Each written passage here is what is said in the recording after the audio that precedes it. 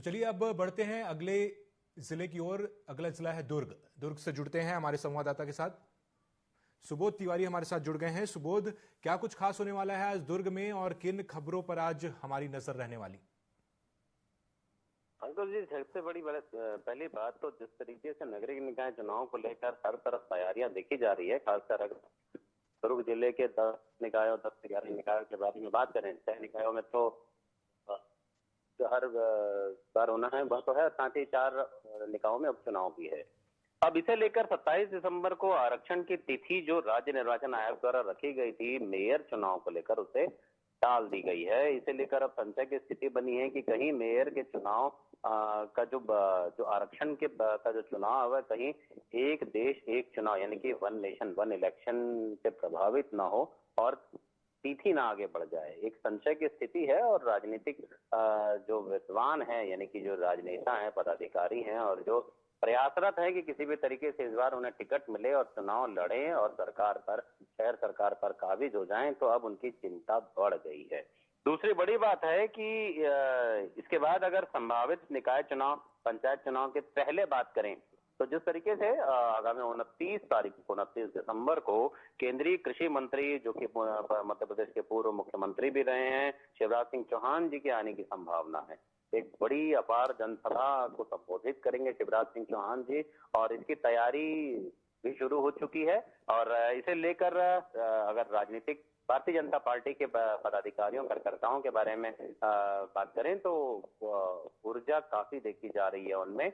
चुनाव का माहौल है और बड़े नेता बीच में है, सामने आने वाले हैं और उसके बाद जो चुनावी चर्चा होगी उसका एक असर आगामी निकाय चुनाव में पड़ेगा। तो इस बीच अब कांग्रेस पार्टी भी कहीं पीछे नहीं है। अगर कल की बात करें गुरुवार की, तो तमाम पदाधिकारियों और वरिष्ठ नेताओं की एक बैठक हुई है कांग्रेस के दुर्ग स्थित राजीव भवन में और इसी राजीव भवन को आगामी निकाय चुनाव का केंद्र ही बनाया जाएगा। एक ऐसी बड़ी बात सामने आई है और कल की बैठक में कांग्रेस पार्टी के नेताओं ने टिकट बंटवारे और तमाम व्यवस्थाओं प्रक्रियाओं को लेकर भी लंबी चर्चा की है। तो यह तो रही चुनावी गतिरोध की बात, चुनावी चर्चा और कस्टम मिलिंग एक बड़ी बात है। कुछ जिस तरीके से धान उपार्जन केंद्रों में जो धान की फसल है किसान लेकर आ रहे हैं, राइस मिलर्स के द्वारा धान का उठाव को लेकर तमाम तरह की प्रक्रिया जारी है, चल रहा है। और 19-20 भी देखा जा रहा है कि कहीं ना कहीं जो प्रक्रिया में जो सरलता होनी चाहिए वह नहीं है, किसान कठिनाई महसूस कर रहे हैं, परेशान हैं। इसी बीच एक बड़ा तस्करों का एक जाल देखने को मिल रहा है, जो पीडीएस के चावल को छोटी छोटी गाड़ियों के मार्फत विभिन्न जगहों पे खपा रहे हैं अधिक कीमत पे, जहां पर मिलिंग कर उस चावल को और अधिक कीमत का बनाकर बेचा जाता है। तो अभी अगर बात करें दुर्ग की, तो दुर्ग में फूड डिपार्टमेंट और दुर्ग पुलिस के द्वारा मिलकर एक 1100 टन चावल जब्त किया गया है, बरामद किया गया है और पतासाजी की जा रही है कि यह चावल अगर कस्टम मिलिंग का यानी कि पीडीएस का है तो कहां से लाया गया, कैसे लाया गया और इसके तार कहां तक जुड़े हैं।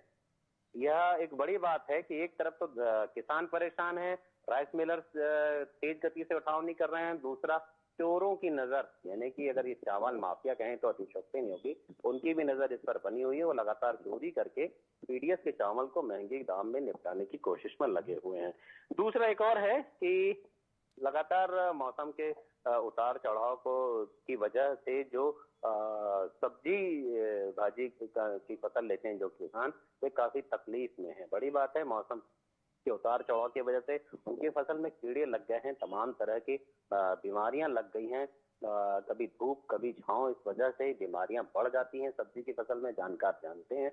लेकिन अगर समय पर छिड़काव न हो कीटनाशकों का और ऐसे बीमारी रोधक दवाइयों का, तो पूरी की पूरी फसल चौपट हो जाती है।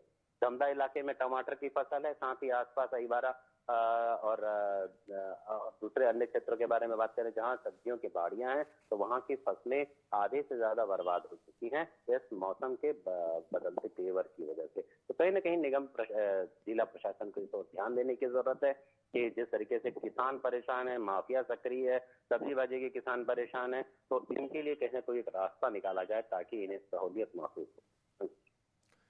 जी सुबोध, शुक्रिया आपका जानकारी के लिए।